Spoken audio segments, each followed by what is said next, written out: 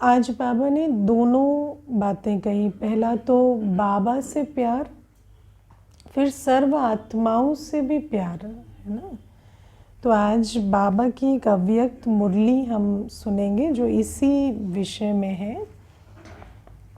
20 सितंबर 1971 की बाबा की मुरली है।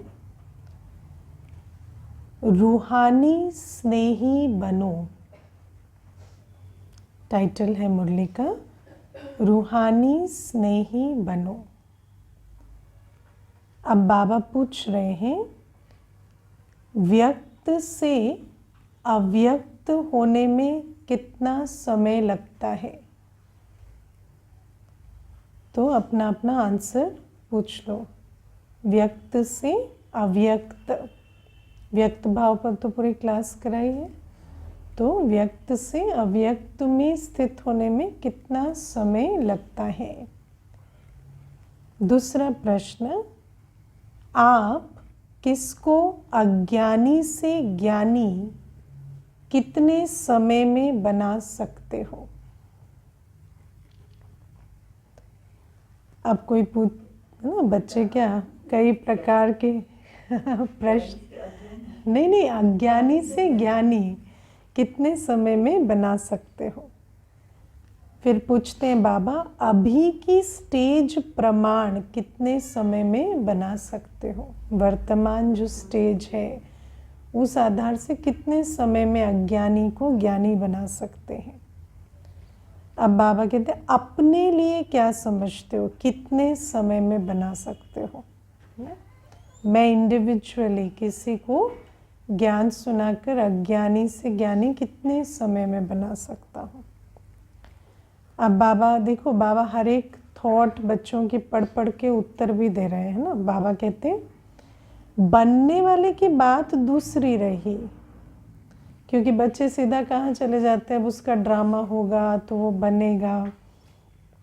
तो बाबा कहते हैं, बनने वाले की बात तो दूसरी रही, लेकिन जो बनाने वाला अच्छा हो उनको आप अपने पावर, लेकिन जो बनने वाला अच्छा हो उनको आप अपने पावर अनुसार कितने समय में बना सकते हो, वो अच्छा है। बाबा कहते हैं, मानो अगर कोई ऐसी आत्मा जो बिल्कुल तैयार भी है, उसको भी आप कितने समय में बुद्धि का ताला खोल सकते हो? अभी अपनी स्पीड का मालूम तो होता है ना। समय प्रमाण अभी अज्ञानी को ज्ञानी बनाने में कुछ समय लगता है, वो भी इसलिए क्योंकि बनाने वाले अपने को अव्यक्त रूप बनाने में अभी तक बहुत समय ले रहे हैं। बनाने वाले का अव्यक्त रूप पूरा बना नहीं है, इसलिए जब अपने अंदर व्यक्त भाव होता है तो सामने वाले का तीर हमें लग जाता है, हमारा तीर उसको लगने की बजाय, है ना। आप सोचो कि ज्ञान भी सुनाते हैं तो सामने वाला कितना रिस्पॉन्ड कर रहा है, उस आधार से हमारी स्थिति बनती है। तो विचार करो, जब उसका इतना प्रभाव स्वयं पर आता है तो अपना प्रभाव उस पर कैसे पड़ेगा? तो अव्यक्त रूप में स्वयं स्थित हैं, माना हम व्यक्त भाव से परे हैं। हमारे सामने जो बैठा है वो सर खुजा रहा है या नीचे देख रहा है या यौन कर रहा है, उससे हमें कोई प्रभाव तो नहीं पड़ता, है ना। तो बाबा कहते हैं कि जैसे जैसे बनाने वाले स्वयं एक सेकंड में व्यक्त से अव्यक्त रूप में स्थित होने के अभ्यासी बनते जाएंगे, वैसे ही बनने वालों को भी इतना जल्दी बना सकेंगे। अपनी स्थिति में, अव्यक्त स्थिति में स्थित होने में अगर 1 सेकंड लगेगा तो उनको भी बनने में 1 सेकंड लगेगा। कोई देवता धर्म की आत्मा ना भी हो, बाबा क्या कहते हैं, कोई देवता धर्म की आत्मा ना भी हो, लेकिन 1 सेकंड में किसको मुक्ति, किसको जीवन मुक्ति का वरदान देने के निमित्त बन जाएंगे, है ना। हो सकता है वो सब कुछ ना ले, पर कुछ तो लेकर ही जाएगा, क्योंकि उसका देवता धर्म का भी पार्ट नहीं होगा तो भी मुक्ति, जीवन मुक्ति में तो जाने का पार्ट है ना। सर्व आत्माओं को मुक्ति का वरदान आप ब्राह्मणों द्वारा ही प्राप्त होना है। तो सिर्फ देवता धर्म की आत्माओं में इंटरेस्टेड है क्या? जिसको मुक्ति में भी जाना है उसको भी अशरीरी होना कौन सिखाएगा? हाँ, कोई साधु सन्यासी से सीखेंगे क्या? तो बाबा कहते कि जैसे मशीनरी में कोई चीज़ डाली जाती है तो जो जिस तरफ जाने की चीज़ होती है वो उस रूप में और उसी तरफ ऑटोमेटिकली 1 सेकंड में बनती जाती है और निकलती जाती है। समझे ना, एक मशीन है, कोई चीज़ डाली, अब मशीन का काम है अलग अलग कर देना और जिस तरफ और जिस रूप में उसको जाना है वो चले जाए। तो बाबा कहते हैं आत्माओं की वैरायटी हो सकती है, कोई दैवी कुल की होंगी, कोई मुक्ति में जाने वाली होंगी, है ना, कोई देवता धर्म में आने वाले नहीं भी होंगी, लेकिन वो अलग अलग अपने आप को कर लेंगी। तुम्हारी मशीनरी राइट होगी ना, तो जिस तरफ उनको जाना है सब एक तरफ नहीं भी जाएंगे, लेकिन जिसकी जो मंजिल है वहाँ तक वो पहुँच जाएंगे अगर हमारी मशीनरी राइट है। और हमारी मशीनरी राइट कैसे होगी? जब हमारी स्थिति अव्यक्त होगी। हाँ, ये बात करेंगे, है ना, पहले सुन लेते। तो बाबा कहते कि क्योंकि मशीनरी की स्पीड तेज होने के कारण 1 सेकंड में जो जहाँ की होती है वहाँ की हो जाती है, जिसकी जो डेस्टिनी है वो वहाँ पहुँच जाते हैं। देखो, व्यक्ति को अच्छा नहीं लगता डेस्टिनी वर्ड सुनना, लेकिन बाबा आज कहता है पूरा लक्ष्मी नारायण बन जाओ, तो आज पूरी श्रीमत पे चलता नहीं है। तब वो कहता मेरी अपनी स्पीड है, तो वो क्या है, चॉइस है या डेस्टिनी है? ये आप लोग सोचो बैठ के, है ना। तो प्री डेस्टिन है, तभी तो हम आज जो कर रहे हैं वो कर रहे हैं। आज हम दादी वाला पुरुषार्थ क्यों नहीं कर रहे, बाबा वाला क्यों नहीं कर रहे? हम सुनते हैं कि बाबा ने पहले ही दिन सर्वस्व समर्पण कर दिया, है ना। बच्चों ने कहा मेरा बाबा भगवान हो गया, और युगल ने युगल की स्मृति भूलकर, है ना, तो सब कुछ जैसे एक ही दिन में बाबा ने कर दिया। हम क्यों नहीं कर लेते?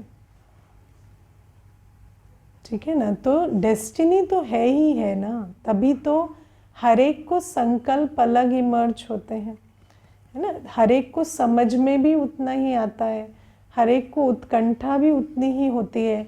उस दिन बात हुई ना भाग्य और पुरुषार्थ की। भाग्य ये है कि उतने ही संकल्प उठेंगे उतना ही समझ में आएगा जितनी हमारी डेस्टिनी है, और पुरुषार्थ ये है जितना समझ में आता है उसको करना, है ना। तो समझ में ही उतना आता है, ये भाग्य ही है और कुछ नहीं है, है ना। कभी वो सोच भी नहीं आती, बाबा को जो संकल्प आए वो हमें क्यों नहीं आते? अगर आ जाए पहले ही दिन तो हम वही ना बन जाए, तो यही तकदीर होती है ना। तो बाबा कहते कि जैसे मशीनरी में कोई चीज़ डाली जाती है तो जो जिस तरफ जाने की चीज़ होती है वो उस रूप में और उसी तरफ ऑटोमेटिकली 1 सेकंड में बनती जाती है और निकलती जाती है, क्योंकि मशीनरी की स्पीड तेज़ होने के कारण 1 सेकंड में जो जहाँ की होती है वहाँ की हो जाती है। जिसको जो रूप लेना होता है वो रूप लेते जाते हैं। तो प्रोडक्ट में तो भिन्नता है ही, लेकिन मशीन की एफिशिएंसी की बात बाबा कर रहे हैं, है ना। तो बाबा कहते हैं ये रूहानी मशीनरी फिर कम है क्या? इस मशीनरी द्वारा आप 1 सेकंड में मुक्ति वालों को मुक्ति और जीवन मुक्ति वालों को जीवन मुक्ति का वरदान नहीं दे सकते हो। अपना इंस्ट्रूमेंट ठीक है, जिसको मुक्ति चाहिए वो मुक्ति का पुरुषार्थी बन जाए, जो जीवन मुक्ति चाहिए वो जीवन मुक्ति का पुरुषार्थी बन जाए। कुछ तो उनको प्रेरणा मिले ना जब आए। तो बाबा कहते कि जबकि आप हो ही महादानी और महाज्ञानी, महायोगी भी हो, जबकि लिखते भी हो महादानी, महाज्ञानी, महायोगी है, क्योंकि हमें योग सिखलाने वाला, मास्टर, दाता बनाने वाला, ज्ञान देने वाला ऊंचे ते ऊंचा है ना। तो बाबा कहते ये कोई हमारी महिमा नहीं है ये तो देने वाले की महिमा है। जब वो इतना ऊंचा है तो ऑब्वियसली है हम। जबकि लिखते भी हो 1 सेकंड में अपना जन्म सिद्ध अधिकार प्राप्त कर सकते हो, क्या ऐसे ही लिखते हो व बोलते हो? 1 सेकंड में दे पाते हैं? तो बाबा कहते यथार्थ बात है, तब तो लिखते व बोलते हो ना। लेकिन आज अंडरलाइन क्या करना है? अपनी अव्यक्त स्थिति। व्यक्त भाव से अव्यक्त भाव में कितनी देर में स्थित हो पाते हैं? तो 1 सेकंड में आत्मा को मुक्ति, जीवन मुक्ति का मार्ग दिखा सकती हो व वरदान दे सकती हो ना।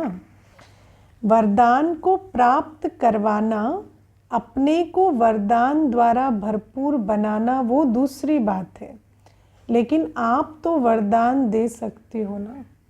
बाबा कहते आप दे सकते हो, वो कितना धारण करेगा, है ना, वो अपने आप को कितना भरपूर करेगा वो अलग बात, लेकिन आप दे सकते हो। 1 सेकंड के वरदानी मूर्त हो या उसके व्यक्त भाव में हमारे संकल्प ढीले हो जाते हैं। अपने को 1 सेकंड में व्यक्त से अव्यक्त बना सकते हो। कितने समय के लिए? कितने समय के लिए भी बाबा पूछते हैं। चलो सेकंड में बना लिया, लेकिन फिर कितने समय के लिए बना सकते हो, है ना। क्योंकि कई बार क्या होता कि सोचेंगे अच्छा ठीक है वो जो भी कर रहा है, लेकिन मैं अपने अव्यक्त स्वरूप, है ना, शुभ भावना संपन्न स्वरूप में रहूं। लेकिन फिर हम सोचेंगे अभी स्थित होंगे, फिर 5 मिनट बाद सोचेंगे तो बदल ही नहीं रहा, इसके अंदर तो कुछ परिवर्तन दिखाई नहीं दे रहा, पता नहीं हम ऐसे ही सिर फोड़ रहे हैं इनके साथ, है ना। फिर उसके बाद भावना बदलती जाती है, फिर 5-10 मिनट के बाद फिर गिव अप कर देते हैं, है ना। अब सोचो कब तक रह सकते हैं? अगर सामने वाली आत्मा बिल्कुल रिस्पॉन्ड भी ना करे तो भी अपने अव्यक्त स्वरूप में उसके रिस्पॉन्स या उसके, है ना, जो कर्मों से परे के भान में कितनी देर रह सकते हैं, कब तक? अल्पकाल के लिए बना सकते हो, इसी कारण ही बनने वालों को भी अल्पकाल समय का नशा रहता है, अल्प समय की खुशी होती है ना। खुद हम अपनी स्थिति में कुछ देर स्थित रहते हैं तो उनको भी थोड़ी देर के लिए बना लेते हैं। रहते हैं कि नहीं? कभी कभी आजकल जैसे भाई बहनें आकर कहते हैं आजकल घर में सब ठीक है, 2-4 दिनों से सब ठीक है, 2-4 दिनों से सब प्यार से चल रहे हैं, 2-4 दिनों से वायुमंडल अच्छा है, और फिर 2-4 दिनों के बाद कहते हैं अब फिर बिगड़ गया है। क्यों? क्योंकि वो 2-4 या 8 दिन आपने अपनी अव्यक्त स्थिति रखी थी तो सब ठीक था, उसके बाद जैसे आपने ढीला छोड़ा तो उधर भी वैसा होने लगा। सच बात है कि नहीं? हाँ, ब्राह्मणों को पता है चाबी हमारे हाथ में है, लेकिन हमेशा चाबी लगाकर रखते नहीं हैं। तो बाबा कहते हैं कि जैसे बनाने वाले मास्टर रचयिता है, वैसे ही रचना भी ऐसी है, ऐसे ही अब तक बन रही है। जिस क्वालिटी के रचयिता है, वैसी क्वालिटी की रचना बन रही है। जैसे आप लोग बाप से अल्प समय के लिए रूहान करते हो, करते हैं, अल्प समय के लिए भी करते हैं। बाबा कभी कभी तो कहते हैं बिल्कुल याद नहीं करते, है ना। बाबा से अल्प समय के लिए जैसे आप रूहान करते हो। रूहान क्या होता है? बाबा से आत्मा की बात, है ना। कई बार भाई बहन रूहान के नाम पे जो करते हैं वो रूहान बिल्कुल नहीं होता है, वो जिस्मानी रूहान होता है ना। कि सुनने वाला तो रूहानी है, लेकिन हम अपनी बॉडी कॉन्शियसनेस में ही बाबा को सब कुछ बोलते चले जाते हैं, है ना। आज ये झगड़ा हुआ, आज ऐसा हुआ, आज इन्होंने ऐसा किया, आज ये विघ्न आया, वो परिस्थिति आई, है ना। तो बाबा कहते वो रूहान नहीं है। जब तुम अपनी रूहानी स्थिति में स्थित होकर, नॉलेजफुल, लवफुल, पावरफुल होकर बाबा से बात करते हो, वो रूहान है। करते हैं रूहान कितनी देर करते हैं? कई बार बात तो करते हैं बाबा से, लेकिन वही भगत बन के बात करते हैं। भगत जैसे बात करते हैं उसको रूहान नहीं कहा जाता, है ना। देखो, जब आप अपनी पोजीशन छोड़ दोगे तो सामने वाला आपको कैसे स्थित करेगा, है ना। जैसे भले ही कोई बात आ गई, भले ही कोई विघ्न आ गया, भले ही 10 चीज़ें दिन में हो गई, लेकिन आप अपने स्वमान से क्यों नीचे उतर गए, है ना। और मैं आपको एक चीज़ और बता देती हूँ, शक्ति शक्ति को खींचती है, शांति शांति को खींचती है, स्नेह स्नेह को खींचता है। अगर अपनी स्थिति में ही शांति नहीं है, शक्ति नहीं है, स्नेह नहीं है, ज्ञान नहीं है, तो हम बाबा से भी ले नहीं सकते। लेने के लिए हमें अपने स्वमान में रहना पड़ेगा, है ना। हम कंप्लेन मोड में हैं और बाबा शांति दे दे, नहीं हो सकता। हमें अपना मोड शिफ्ट करके बैठना पड़ेगा। तो बाबा कहते हैं रूहान जैसे तुम अल्पकाल की करते हो, है ना।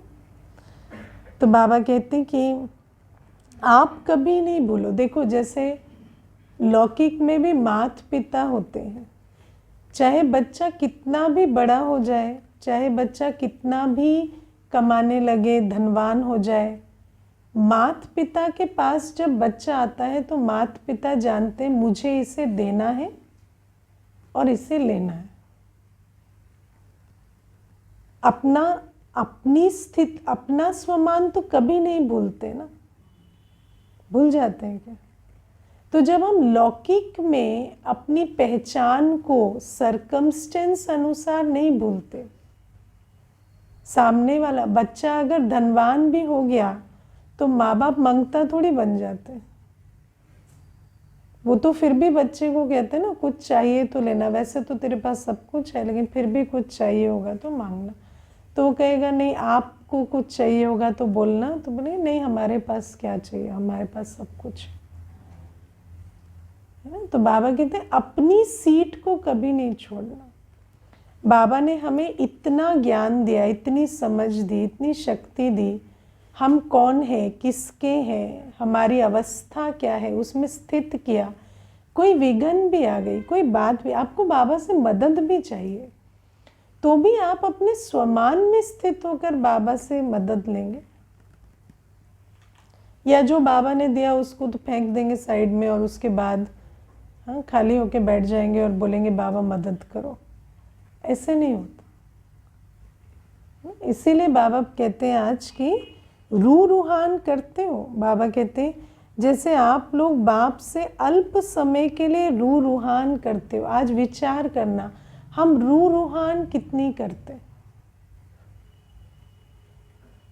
या हम भक्ति वाली ही वो संस्कार से बाबा से बातचीत करते।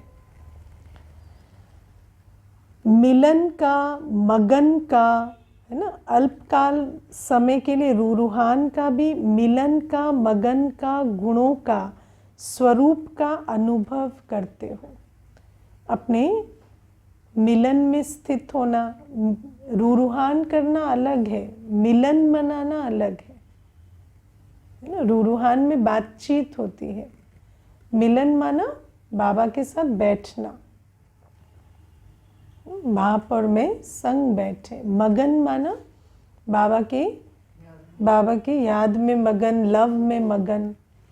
और बाबा कहते हैं कि स्वरूप का भी अनुभव, है ना, जैसे बाबा है ऐसे मैं हूँ, सेम स्वरूप में, बाप समान स्वरूप में स्थित हो जाना।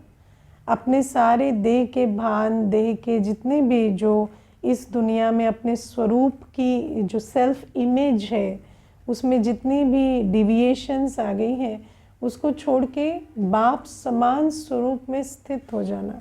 तो बाबा कहते हैं जितना जितना आप ये अल्पकाल का करेंगे, ऐसे ही रचना भी अल्पकाल के लिए आप लोगों की महिमा करती है, अल्प समय के लिए मिलने जुलने का संबंध रखते हैं, अल्प समय के लिए खुद अनुभव करते हैं, गुणगान करते हैं, व कभी कभी इस प्राप्त हुए अनुभव को वर्णन करते हैं।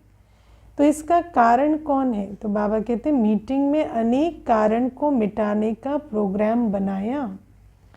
अगर इस कारण का निवारण कर लो तो और सभी कारण ऐसे समाप्त हो जाएंगे जैसे कि थे ही नहीं, है ना। क्योंकि बाकी सब कारणों, व्यवस्था का आधार अवस्था है। व्यवस्था में जितनी भी प्रॉब्लम्स है वो अवस्था के कारण है। तो अवस्था को ठीक कर लें तो व्यवस्था ठीक हो ही जाएगी। तो बाबा कहते हैं मूल कारण यही है, सदा बाप के स्नेह और सहयोग में रहने से सर्व आत्माएं आपके स्नेह में सहयोगी स्वतः ही बन जाएंगी। हम सदा बाबा के स्नेह और सहयोग में रहेंगे तो सर्व आत्माएं स्नेही सहयोगी स्वतः ही बन जाएंगे, है ना। कोई कहे मुझे स्नेह नहीं मिलता, सहयोग नहीं मिलता, तो जैसा हम बाबा के साथ स्नेही सहयोगी होकर चलते हैं, देखो एक छोटी सी बात है विचार करने की। हम भगवान के साथ संबंध में सोचते हैं कि स्वार्थ का संबंध ठीक है। कितनी बड़ी बात है, व्यक्ति सोचता है मेरा भगवान के साथ स्वार्थ का संबंध है तो क्या बुराई है, मैं मांगता हूँ वो देता है, मैं उससे लेने के लिए संबंध रखता हूँ तो क्या बुराई है। लेकिन वही व्यक्ति जब दूसरा व्यक्ति उससे स्वार्थ का संबंध रखता है तो उसको अच्छा नहीं लगता ना। तो बाबा कहते तुम परमात्म स्नेही सहयोगी नहीं बन सकते, कोई तुम्हारा स्नेही सहयोगी क्यों बने, समझे ना। तो बाबा जो, और फिर चलो कल तो हमें बाबा का परिचय नहीं था, हम बाबा को जानते नहीं थे, बाबा से हमें कुछ प्राप्तियां नहीं हुई थी। आज तो बाबा हम पर खजाने लुटा रहा है, हमारी जीवन बना रहा है, तब भी हम स्नेही सहयोगी नहीं बनते। और फिर हम कहते हैं कि हमने इनके पीछे जीवन लगाई, ये हमारे नहीं बनते। तो वही तो हो रहा है ना तुम्हारे साथ जो तुमने किया है, क्या बुरा हो रहा है, कितना अपसेट होते हैं। तो माना तुम करो तो तुम्हें मिलना चाहिए और बाबा करे तो उसका खाली जाए। अरे भगवान का खाली चला जाएगा तो मनुष्य को प्राप्ति कैसे होगी, नहीं हो सकता, है ना। ये डबल स्टैंडर्ड्स बहुत होते हैं, इनको अगर आप चेक करें, हिपोक्रेसी, सारी भक्ति मार्ग में हिपोक्रेसी भरी हुई, यही है वो डबल स्टैंडर्ड्स, है ना। देखो मनुष्य को कहोगे ना कि आप श्रेष्ठ बनेंगे, आप पवित्र बनेंगे तो सुख शांति संपत्ति सब आएगी, है ना, तो उसको अच्छा लगता है। लेकिन पवित्र आत्मा के पास सुख शांति संपत्ति हो तो उसको अच्छा नहीं लगता। वो कहेगा हमें बनाने वाले गरीब रहे, और जिस ज्ञान से हमें सब कुछ मिलना चाहिए वो ज्ञान सुनाने वाला खाली रहे। ऐसा कैसे हो सकता है? जिस ज्ञान से तुम्हें सर्व प्राप्तियां होंगी तो सुनाने वाले को, धारण करने वाले को प्राप्ति नहीं होगी क्या? होगी, है ना? तो ये जो सारे, ये इन चीजों को हमें विचार करना चाहिए, है ना? पवित्रता की शक्ति की हम बात करते हैं, लेकिन जब हम पवित्रता की शक्ति देखते हैं तो उस पर लांछन लगाते हैं। पवित्रता से सर्व सिद्धि देखते हैं तो उस पर उंगली उठाते हैं कि ऐसा कैसे हो सकता है कि इनको इतनी प्राप्ति हो जाए। अरे पवित्रता से तो प्राप्ति होगी, बाबा कहता है ना, फिर उसमें इतनी उंगली उठाने वाली क्या बात होती? तो ये जो डबल स्टैंडर्ड्स है ना, इसको हमें चेक करना पड़ता है। कभी लौकिक में भी सन्यासी भी तो पवित्रता के लिए वर्क हाँ, करते हैं। पवित्रता वो आप सोचो, सिर्फ शारीरिक पवित्रता से भी जाके जंगल में रहते हैं तो उनको जंगल में भी सब कुछ पहुंचाया जाता है। पवित्रता की शक्ति इतनी है, जंगली जानवर तक वार नहीं करते। तो ये सारी बातें विचार करने की। बाबा कहते तुम स्नेही सहयोगी मेरे नहीं बनोगे तो दूसरे तुम्हारे स्नेही सहयोगी कैसे बनेंगे? सुनाया था ना कि आज आत्माओं को सर्व अल्पकाल के सुख शांति के साधन है, लेकिन सच्चा स्नेह नहीं है। आज मनुष्य सिर्फ सच्चे स्नेह का भूखा है, लेकिन बाबा कहते सच्चे स्नेह के दाता तुम तब बनोगे जब तुम्हारा सच्चा स्नेह स्नेह के सागर के साथ होगा। अगर तुम बाप के स्नेही नहीं बनेंगे तो दूसरे को तुमसे स्नेह की भासना नहीं आ सकती। तो बाबा कहते हैं कि स्नेह की भूखी आत्माएं हैं। अन्न और धन शरीर के तृप्ति का साधन है, लेकिन आत्मा की तृप्ति रूहानी स्नेह से हो सकती है, वो भी अविनाशी हो। तो स्नेही ही स्नेह का दान दे सकते हैं। अंडरलाइन करना है इसको, स्नेही ही स्नेह का दान दे सकते हैं, और स्नेह ही स्नेह सहयोग खींचता है। जब हम परमात्म स्नेही बनेंगे तभी हम स्नेह का दान दे सकते हैं। अगर स्वयं भी सदा स्नेही नहीं होंगे तो अन्य आत्माओं को भी सदाकाल का स्नेह नहीं दे सकेंगे। अपना पेट भरा नहीं होगा तो दूसरे को कैसे देंगे? और अपनी स्थिति स्नेही की रहे, उसके लिए तो बाबा का ही स्नेह है और कोई साधन नहीं है। इसलिए सदा स्नेही बनने से स्नेही स्नेह में आकर स्नेह के प्रति सब कुछ न्योछावर व अर्पण कर ही देते हैं। परमात्म स्नेही के आगे सर्व समर्पण होता ही है। स्नेही को कुछ भी समर्पण करने के लिए सोचना व मुश्किल होना नहीं होता है। देखो स्नेह और समर्पण कितना लिंक है। आज की मुरली में भी जो बाबा हमें समझा रहे हैं कि स्नेह सब कुछ करा देता है। स्नेह में परिवर्तन होना, बलिहार जाना, समर्पण होना कोई बड़ी चीज़ नहीं होती। तो बाबा कहते हैं तो इतनी जो बहुत बातें सुनते हो, बहुत मर्यादाएं व नियम सुनते सुनते ये भी कभी सोचने लगते हो कि इतना सभी करना पड़ेगा, लेकिन ये सभी करने के लिए सभी से सहज युक्ति व सर्व कमजोरियों से मुक्ति की युक्ति यही है कि सदा स्नेही बनो। ये जो लगता है ना इतनी लंबी लिस्ट अभी कौन करेगा, है ना? बाबा की तो इतनी मर्यादाएं ख़त्म ही नहीं होती। तो बाबा कहते हैं कि इस जो कमज़ोरियाँ तुम्हें रोकती हैं या जो भी बातें तुम्हें आती हैं, उन सब से मुक्ति पाने की एक सहज युक्ति है कि तुम बाबा के स्नेही बनो। स्नेह में सब कुछ हो जाता है ना? आज तो बाबा ने कहा कि काम क्रोध अग्नि में भी मनुष्य क्या नहीं कर लेता। क्रोध में मनुष्य क्या कर लेते हैं। अभी मुझे कोई बता रहे थे कि मेरा बेटा जब गुस्से में आता है तो वो 16 वर्ष का है, मैं 50 वर्ष का हूँ, मेरा वज़न 90 किलो है, उसका वज़न 45 किलो है, लेकिन वो मुझे धक्का मारता है तो मैं गिर जाता हूँ। तो क्रोध में, विकार में इतनी ताकत होती है। कामी क्या नहीं कर जाता। कामी के कर्म जब व्यक्ति देखता है ना, तो विचार करता है ये ह्यूमनली पॉसिबल है, तो सोचता है नहीं ये तो कैसा कर्म है, नहीं कर सकता कोई चाह के भी। लेकिन काम क्रोध जब इतना कुछ करा देते हैं, और आप सोचो कि फिर मोह इतना कुछ करा देता है, तो बाबा कहते सच्चा स्नेह तुमसे क्या नहीं करा सकता। लेकिन इतना सच्चा स्नेह हो, सच्चे स्नेह के लिए भी अक्ल चाहिए ना, गुणों के लिए अक्ल चाहिए।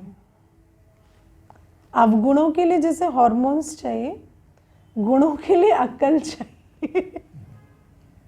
शरीर डोमिनेट करता है तो अवगुण भारी हो जाते हैं ना। तो आत्मा की जब ज्ञान स्वरूप अवस्था बहुत डोमिनेट करती है ना, तब गुण इमर्ज होते हैं। इसीलिए बहुत अक्ल चाहिए स्नेह के लिए।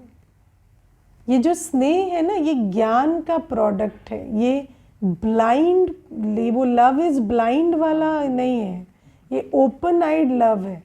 आज बाबा ने क्या कहा मुरली में, तुम जानते हो ये मुझे मुक्ति, जीवन मुक्ति देने वाला है, तो तुम मुझसे प्यार करते हो। ये बड़ा ओपन आइड टाइप का लव है, ये वो नहीं है अनकंडीशनल। अनकंडीशनल बाबा की तरफ से है। हाँ, बाबा कहते चलो सेल्फिश ही हो जाओ, लव तो करो। सेल्फिश होके भी करो तो सही है ना। किसको छल रहे, मनुष्य तो है ही स्वार्थी। बाबा कहते हैं देखो, मैं आपको, मुझे ऐसा लगता है कि बाबा हमें ये नहीं कहता कि विकार जो है वो बुरे हैं या ऐसे हैं। बाबा कहते हैं वही जो विकार है उन्हीं को तुम गुणों में बदल दो। स्वार्थ रखो, क्यों नहीं रखो, लेकिन स्वार्थ का सच्चा अर्थ क्या है, स्व अर्थ। तुम स्व अर्थ करो ना, देह के अर्थ क्यों करते हो। बाबा कहते हैं मोह रखो, शुद्ध मोह रखो, बाबा में रखो ना। शुद्ध नशा रखो, शुद्ध अहंकार बाबा कहता है रखो ना। तो बाबा कहते हैं उन्हीं विकारों को तुम ट्रांसफॉर्म कर दो। उन्हीं विकारों को जब तुम इस तरफ ले आते हो तो गुण बन जाते हैं। क्योंकि कर्म करना है ना, ड्राइविंग फोर्स तो चाहिए। आज बाबा ने ना आग तो जलानी पड़ेगी। तो बाबा कहते हैं कि इसलिए बाबा कहते हैं कि सर्व कमजोरियों से मुक्ति की युक्ति यही है कि सदा स्नेही बनो। जिसके स्नेही है उस स्नेही के निरंतर संग से रूहानियत का रंग सहज ही लग जाता है। जैसे बाबा ने आज भी कहा कि जिससे प्यार होता है उसकी याद आती है, याद करना भी नहीं पड़ता, उसकी याद आती है। और जिसकी याद आती है उसका संग का रंग तो लग ही जाता है ना। अब फूलों के सामने जाएंगे तो खुशबू तो आएगी ना, बर्फ के सामने खड़े होंगे तो ठंडक तो लगेगी है ना, जलती आग के सामने खड़े होंगे तो ऊष्मा नहीं आएगी क्या। और जिसके साथ प्यार होता है उसके सम्मुख सदा बुद्धि से उपस्थित हो ही जाते हैं और रूहानियत का रंग लग ही जाएगा। अब बाबा कहते हैं अगर एक एक मर्यादा को जीवन में लाने का प्रयत्न करेंगे तो कहाँ मुश्किल और कहाँ सहज लगेगा, है ना। कोई एक एक मर्यादा को, अमृत वेला उठना है, फिर नींद आ रही है, फिर आँख खोल रहे हैं, फिर मिर्ची लगा रहे हैं, फिर ये कर रहे हैं, है ना। कई प्रकार की चीज़ें करनी पड़ती हैं।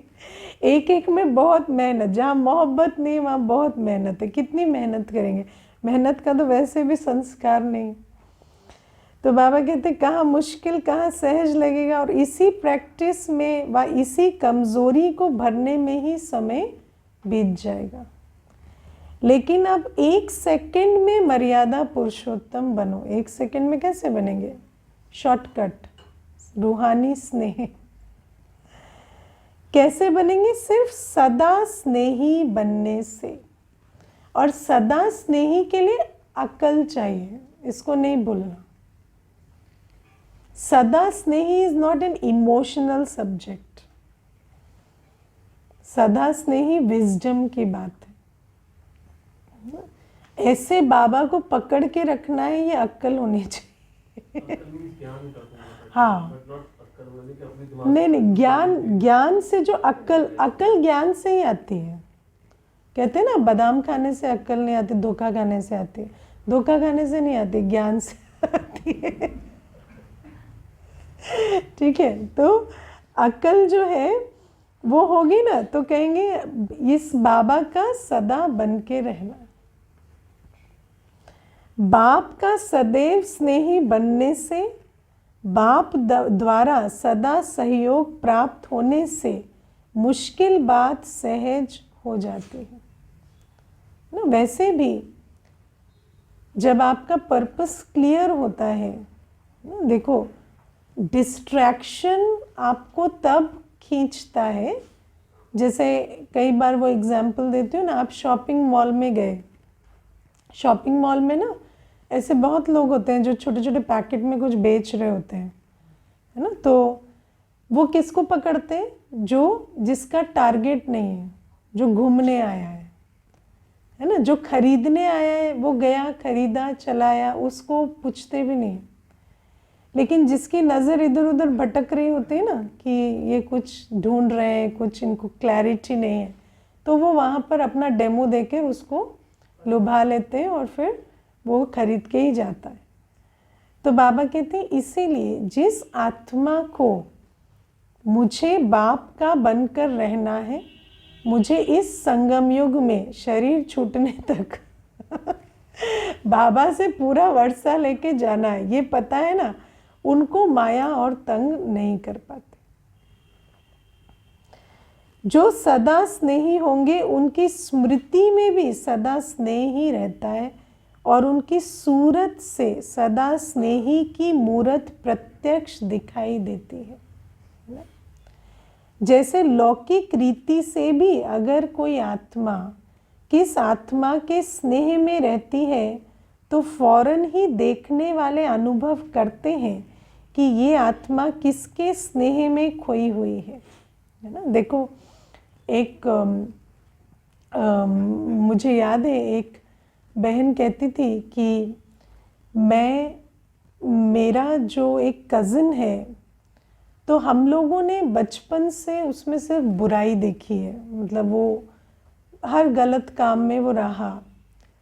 लेकिन मैं एक बार उसकी बहन से बात कर रही थी, जो उसकी रियल सिस्टर है, तो उससे बात कर रही थी लौकिक में, तो वो उसके बारे में जब बहुत प्यार से बोल रही थी ना, कि देख उसके साथ बचपन में ऐसे हो गया था ना, फिर पिताजी भी ऐसे थे, डांटते थे, तो ऐसे उसके दिल पे ना असर आ गया, ऐसा हो गया, ऐसा हो गया।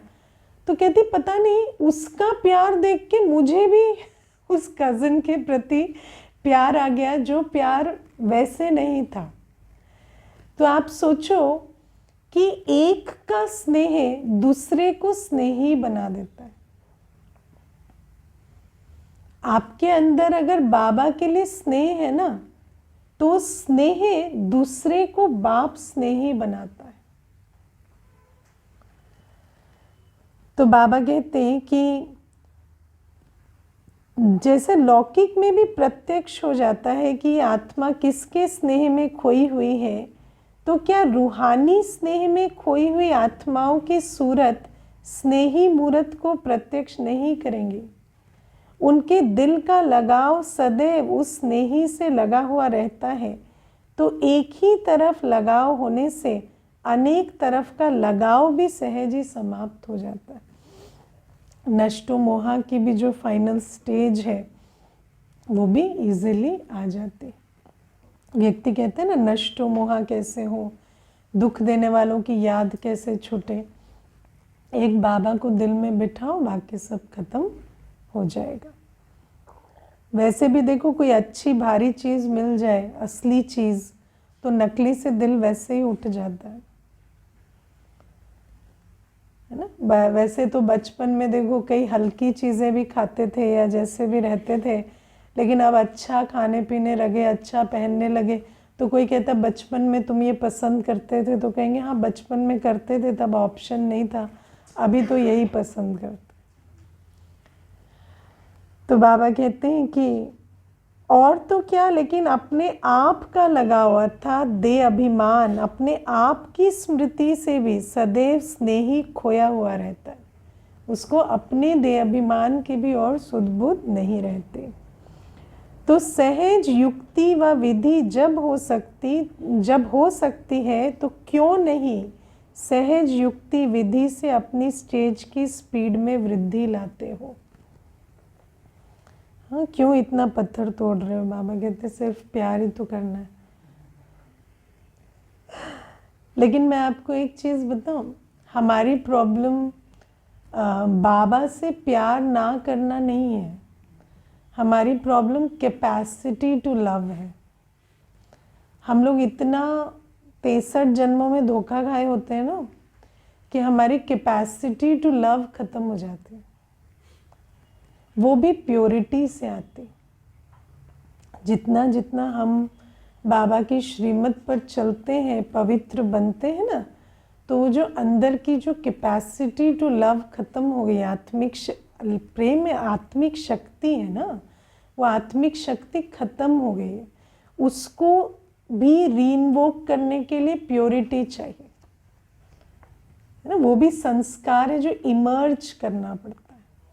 लेकिन इसीलिए बाबा कहते हैं कि एकदम से तो स्नेही नहीं बनते, लेकिन धीरे धीरे पवित्रता के से, इसलिए ज्ञान, पवित्रता, शांति, प्रेम बाद में आता है ना। क्यों? क्योंकि पहले ज्ञान है, अक्ल चाहिए, फिर पवित्र बनना पड़ेगा, तब जाकर स्नेह की शक्ति भी इमर्ज होती है। इतना आसान नहीं होता सिर्फ प्यार। मैंने तो देखा है कि प्यार तो बहुत बड़ी चीज़ है, मनुष्य को आज दिल से मुस्कुराना भी नहीं आता। मेजॉरिटी तो जब मुस्कुराते हैं ना, तो दिल से नहीं मुस्कुराते। तो जिसको दिल से मुस्कुराना नहीं आता, दिल से प्यार करना क्या आता होगा, सोचो।